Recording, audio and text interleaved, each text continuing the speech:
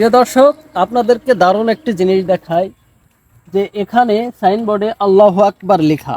তো যারা পথযাত্রী রয়েছে তারা কিন্তু এই পথ দিয়ে যারা যাতায়াত করবে তারা এখানে চোখ পড়লে একবার হলেও আল্লাহু আকবার উচ্চারণ করবে, তাদের নেকি হবে।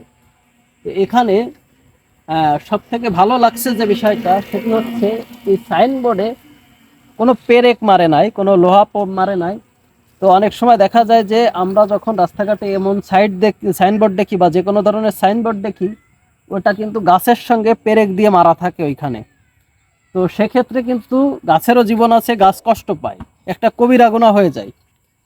তো এখানে দেখতে পাচ্ছেন যে কি সুন্দর এটা তার দিয়ে বেঁধে দিয়েছে পেঁচিয়ে। তো আমরা যারা এ ধরনের সাইনবোর্ড, যে কোনো ধরনের সাইনবোর্ড আমরা গাছে বা যেখানেই ঝুলাই না কেন, অবশ্যই আমরা তার অথবা রশি দিয়ে ঝোলানোর চেষ্টা করব। তাহলে গাছটি কষ্ট পাবে না, আমরা কবিরা গুনাহ থেকে বেঁচে থাকব। আমাদের যে মূল নিয়াত সওয়াবের উদ্দেশ্যে সাধারণত এমন সাইনবোর্ড আমরা টাঙিয়ে থাকি। তো আমরা পরিপূর্ণ সওয়াবের অধিকারী হয়ে যাব যদি এমনভাবে তার দিয়ে বা রশি দিয়ে আমরা সাইনবোর্ডটি ঝোলাই। পেরেক দিয়ে ঝোলালে কিন্তু অবশ্যই মনে রাখবেন যে একটা কবিরা গুনার